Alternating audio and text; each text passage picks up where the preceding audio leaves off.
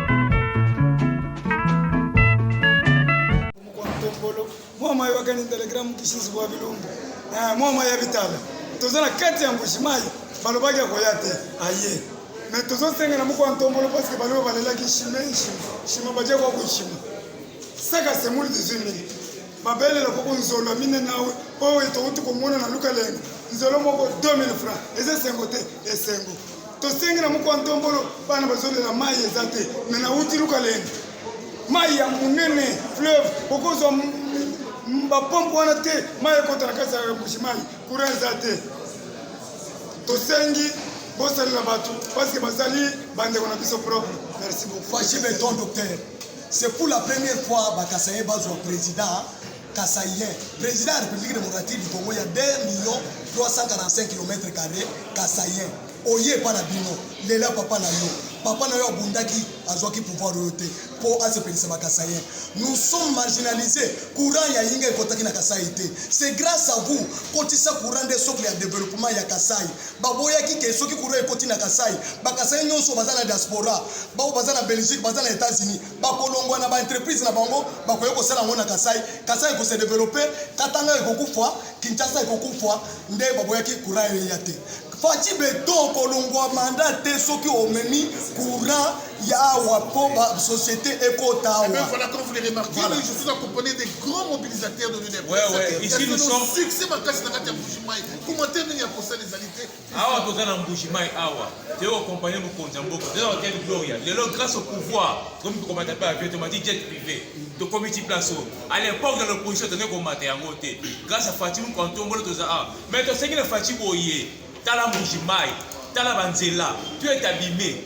Babomi mboka o et pas régime zeki ya kala ya bakatange de lo zamboka na yo papa na ya bundi pendant plus de 30 ans a dit pouvoir o te yo récupérer pouvoir wana tombola Kasai courant ezate mai ezate nzala bana bazala nzala miba etombwa nde kumbo ya kasai miba etombwa mokonza mboka tosengi na yo tombola miba bongisa nzela na mai miba fumuwaji tuma tukwenda twasaka jilini kalumbandi bwa malo sor mogule mana wambi dibana bamwene kasai ni chena nuleto kajinjingezi ulimu be hesha assurance wani ikalaini dita buja bwa kuchinu kudi wenu chidi très profond mbolo bunene buri mokul nangu tubigele bana bamwene kasai yosu musangante bisangi shayi kala chintu chumu kai mu division sungai mukale wali tunga bakwata mu mushinduri muso bakwata nangu tujiba tekemena ni moyo wa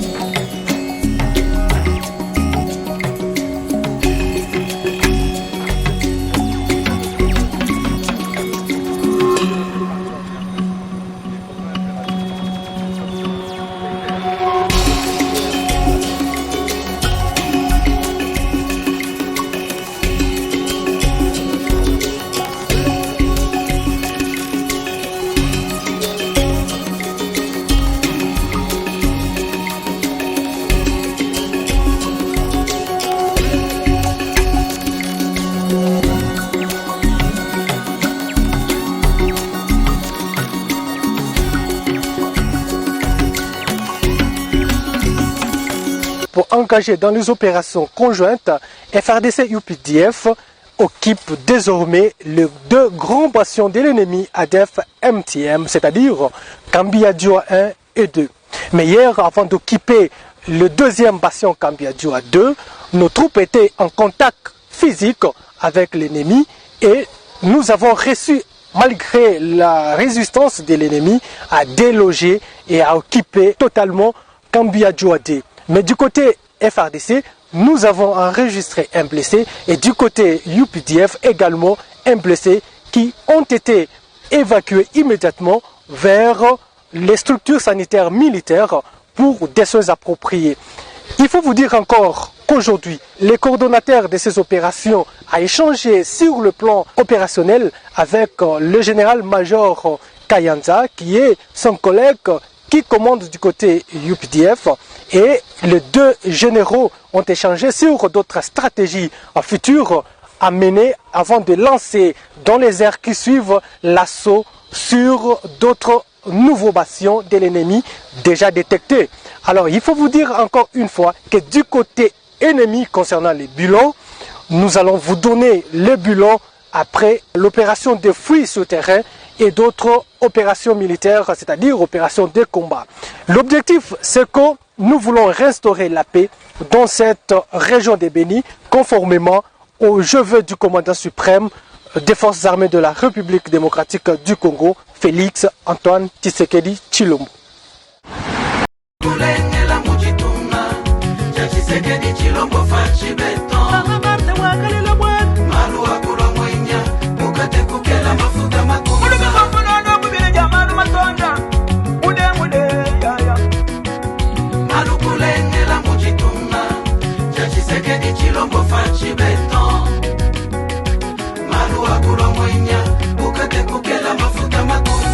Jean-Marc Kabonde, l'aigle du pouvoir très fort.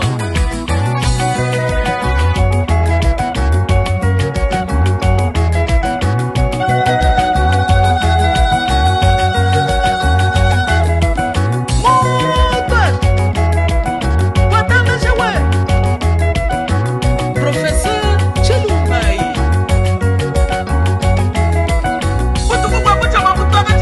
Mabu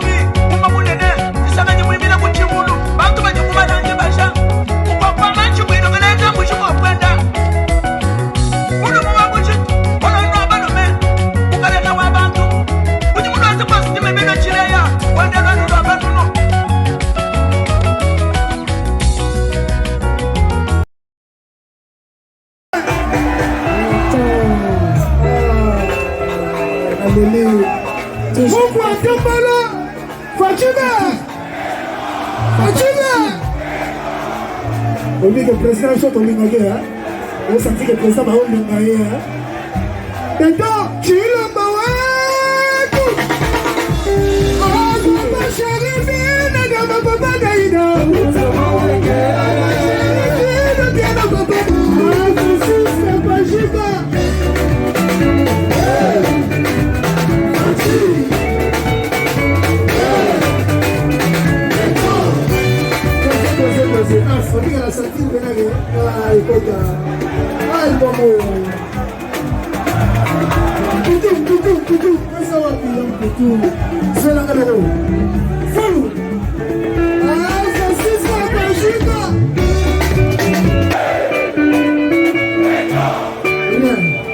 Mbujima kuna musika yoki nega tokanga benaka yo kati na musika kuna santiri ke toyemba ki tolaka Dario Mongondo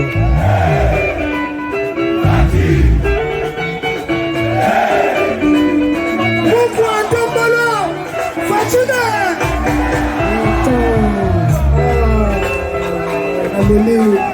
Mungu atambala Fatime